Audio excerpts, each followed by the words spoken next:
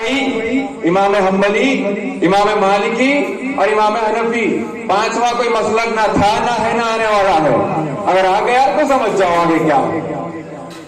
اب بات آ گئی ہے پیغام کی، تو دیکھیں کہ اس محفل میں سے یوں تو کافی سارے جگہوں پر آج کے دن محفلیں مقرر کی گئی، مگر وہاں پہ دیکھنے کو کیا ملے گا؟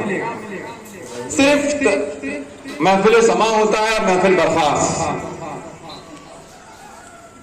مگر یہ محفل شاہ افضل گیاں علیہ رحمہ کی در کی محفل، یہ وہ محفل ہے جو حضور تک چلے آ رہی ہے۔ یہاں پر پہلا پیغام کیا دیا جا رہا ہے؟ انسانیت کا۔ کس چیز کا؟ بآواز بلند کا ہے۔ کس چیز کا؟ انسانیت کا۔ کہ دیکھیں ہمارے ایم ایل اے صاحب، آپ کا نام ہے جناب جنید بھاسکر صاحب، آپ یہاں پر آج کے دن ہمارے درمیان موجود ہیں۔ آپ کو کیا ضرورت ہے آنے کی؟ سوچ کر دیکھیں۔ ان کا دل ہماری طرف مائل ہے، ان کو شاہ افضل بیابانی سے محبت، ہم سب سے محبت ہے۔ یہ ہے سب سے بڑی انسانیت کا پیغام جو صرف آپ کو درگاہوں سے ہی مل سکتا ہے۔ اور اب دیکھیں دوسرا پیغام جو مالک ہند حضور غریب نواز نے شروع کیا، اپنے آپ کو سامنے والے کی خاطر جھکا دیں۔ یہ سب سے پہلا میسج ہے جو حضور غریب نواز نے دیا ہے۔ کیسے؟ حضرت خواجہ خواجگان، آپ کا لباس اکثر سفید رہا کرتا تھا، تقریباً سفید ہی رہا۔ جیسے ہی ہندوستان میں آپ تشریف لائے تو آپ دیکھیں کہ یہاں پر لوگ گیروئے رنگ کو زیادہ پسند کرتے ہیں، جس رنگ کو بھگوا کا رنگ بھی مانا جاتا ہے، orange colour. So that color is called as the Bhagwa color, orange, which is used by us, which is used by Khusro Pasha. Look at the gamcha what he is putting in his neck. Look at the color of it. Look at the color of my sherwani. Look at the color of the moon. And that legacy was carried by Hazrat Shah Afzal Biabani Rahman. That was the first message sent for unity and peace among Hindus and Muslims. حضور غریب نواز نے دیکھا وہاں پر، جیسے ہی آپ ہندوستان میں تشریف لائے، آپ نے کیا دیکھا کہ ہندوستان کے ہندو بھائی لوگ جو تھے وہ گیروئے رنگ کو زیادہ پسند۔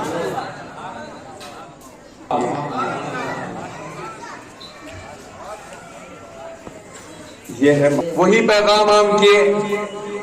اب جب بات آئی ہے، یہ تو بات ہو گئی انسانیت کی، چلو اب سلسلے میں آئیں گے۔ چلو ہماری طرف چلیں، ذرا اپنا راستہ کیا ہے وہ راستہ دیکھیں، دل کی گہرائی سے سنیں اور سمجھیں اور محسوس بھی کریں۔ آج کل کے لوگ نئے نئے اعتراضات لگا رہے ہیں۔ پہلے تو اعتراضات لگتے تھے کہ درگاہ کو کیوں جاتے ہو، شرک ہے، بدعت، استغفر اللہ من ذالک۔ جواب دے دے کر آخر میں ان کے ہی منہ سکھا دیے۔ ہمارے پاس دلیل پہ دلیل، حدیث پہ حدیث، آیت پہ آیت۔ یقین مانے اگر ان سب کو جواب دینے کے لیے بیٹھ جائیں تو ہمارے سلسلے کا ایک بچہ کافی ہے، الحمدللہ، کیونکہ ہم علمی اعتبار میں بھی اس طریقے سے کام کر رہے ہیں۔ بڑے ہی فخر کی بات ہے۔ اب لوگ ایک نئی بات کرنا شروع کیے ہیں، وہ ہے فلاں درگاہ کو کیوں جانا، وہاں کیوں جانا۔ اب سن لو، اب وہ جواب یہ ہے کہ جانے کی حیثیت ہماری نہیں ہے، جانے کی اوقات ہماری نہیں ہے، ہماری کچھ حیثیت ہی نہیں ہے۔ وہ بلاتے ہیں، وہ ان کا بڑپن ہے، وہ ان کی بندہ نوازی ہے۔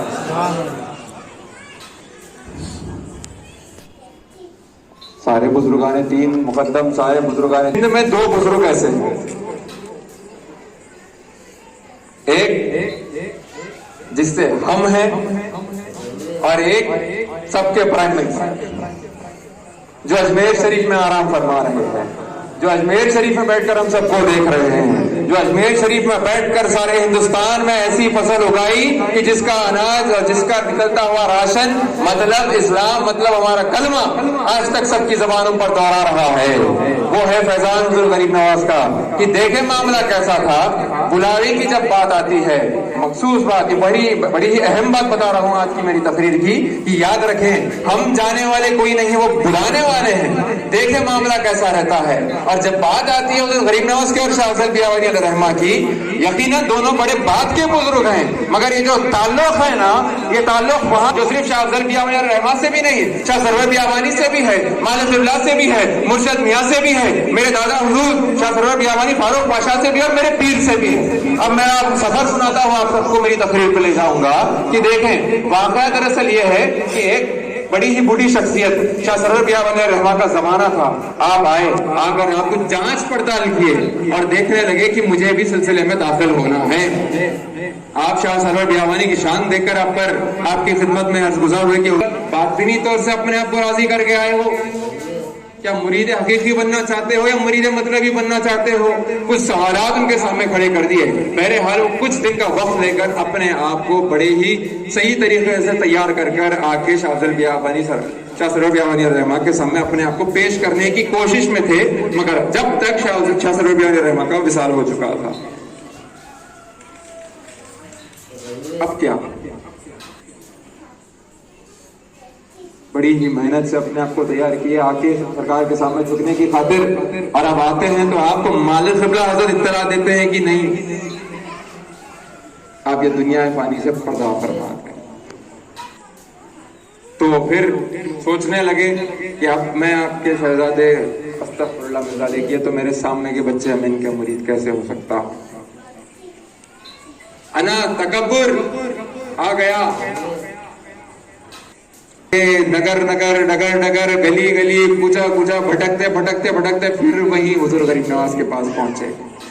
पहुंचकर आप जो हजरत थे हुजूर गरीब नवाज के दरबार में अर्ज गुजार हुए, मारोजा पेश किया और कहा कि हुजूर आपकी बारगाह में आया हूं, रहम फरमा दे, करम फरमा दे, पीर की तलाश में हूं। अगर आप मुझे कल सवेरे तक इशारा नहीं देंगे तो मैं आप ही के खादिमों में से किसी का मुरीद हो जाऊंगा। ये बात ठान गए, ये बात दोनों अर्ज भी कर दिए, मारोजा भी पेश कर दिए। जैसे ही वो अपने आराम घर की तरफ चले गए, जाके सोए। आप ख्वाब में क्या देखते हैं हजरत गिरामी, गौर से सुने, आप ख्वाब में क्या देखते हैं कि हुजूर ख्वाजा गरीब नवाज रहमतुल्लाह तआला अलैह आपके ख्वाब में तशरीफ लाते हैं और पूछते हैं कि मियाँ तुमने एक अर्जी रखी, हमने तुम्हारी अर्जी सुनी। हजरत गिरामी, इस बात की दलील एक और मर्तबा देते जा रहा हूँ कि जब हम औलिया के दर पे जाते हैं, हमारी परेशानियों को लेकर जाते हैं, हमारी खुशखबरियों को लेकर जाते हैं, तो जाकर सिर्फ ठहर कर सुनाते नहीं हैं, हम सुनाते भी हैं, वो सुनते भी हैं। सुनकर उसका जवाब भी कैसे देते हैं। देखो, वो सच्चे दिल से एक पीर की तलाश में निकला था, उसी साफ दिली से अगर हम भी वहां पे पेश हो जाएंगे तो हमें भी ऐसे ही जवाब मिलेंगे। अब वो अपने पर है। तो बहरहाल गए और हुजूर गरीब नवाज, तुम किसके मरीद होना चाहते थे? दिल में कभी ख्याल आया? हाँ, कि वो सबके दिलों से, सबके दिलों के हाल से बड़े ही अच्छी तरीके से वाकिफ था। दादा पीर भी उतने ही अच्छे वाकिफ है। दरअसल एक सबक सिखाना था और सिलसिले वालों के वास्ते एक पैगाम पहुंचाना था कि वो बाब रहमत है तो ये भी बाब रहमत है। अब देखें कैसे, जैसे ही शाह अफजल बियावानी रहमा ने ये इरादा किया कि नहीं, आज एक पैगाम सारे सिलसिले वालों के वास्ते फैलाया जाए, कहकर उस शख्स को भटकाते हुए एक अच्छा पाठ पढ़ाते हुए गरीब नवाज के दरबार में भेजा, तो वहां से मालिक हिंद ने भी एक ही जवाब दिया। हुजूर गरीब नवाज से क्या पूछा कि तुम किसके मुरीद होना चाहते थे? तो शख्स कहने लगा कि ये ख्वाब में चल रहा। तो वो शख्स कहने लगा कि मैं शाह सरवर बियावानी रहमा जो काजीपेट की सरजमीन पर आराम फरमा है, जो शाह अफजल बियावानी महबूब सुभानी के साहबजादे हैं, मैं उनका मुरीद होना चाहता था। फिर आप पूछते हैं कि क्या मामला हुआ, तुम क्यों नहीं हुए, फिर मेरे पास क्यों है? हालांकि वो जानते हैं, फिर भी पूछ रहे हैं। आप कहते हैं कि जब तक मैं आपकी खिदमत में मुरीदी की खातिर पहुंचा, मेरी बदकिस्मती थी कि मैं मुरीद नहीं हो सका, क्योंकि हजरत का विसाल हो चुका था। जैसे ये कहना था, गरीब नवाज ने पूछा, अरे उनके भी तो साहबजादे हैं। मंजर सोच के देखो क्या प्यारा था। उन्होंने कहा कि जी हाँ, उनके भी साहबजादे हैं जिसका नाम गुलाम अफजल बियावानी रिफा। तो गरीब नवाज झट से जवाब देते हैं, अरे इस जमाने में तुम्हें उनसे ज्यादा कामिल और अकमल बुजुर्ग कौन मिलेगा? غریب نواز کی نوازش دیکھیں آپ کیا فرماتے ہیں, مالک قبلہ سے زیادہ زمانے میں فی الحال تمہیں کون کامل اور اکمل بزرگ ملے گا جس سے تم مرید ہو سکو؟ آپ جواب دے دیتے ہیں, دے کر خواب ختم ہوا, وہ صبح اٹھ کر اجمیر شریف میں قدم بوسی کر وہاں سے روانہ ہوئے قاضی پیٹ کی خاطر. یہاں آتے کیا دیکھتے ہیں کہ مالک قبلہ سے دورے پہ حیدرآباد تشریف لائے ہیں نام پلی میں. وہ ڈھونڈتے ہوئے 2 دن کے بعد مالک قبلہ حضرت کے پاس پہنچے.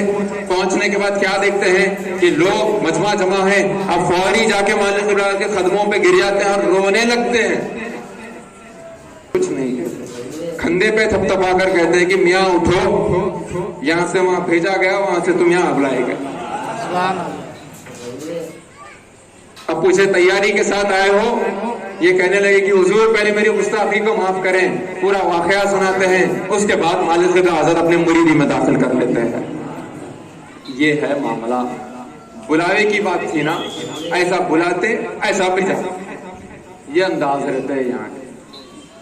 اب بات آئی انکساری کی طرف کہ دیکھیں آج کی جلسے کی خصوصیت جشن غریب نواز منایا جا رہا ہے, تو آپ نے جو پیغام, آپ نے جو میسیج ہمارے لیے کہے ہیں, اس پر ہم عمل بھی کر رہے ہیں الحمدللہ, اور اچھی طریقے سے کرنے کی کوشش بھی کریں گے.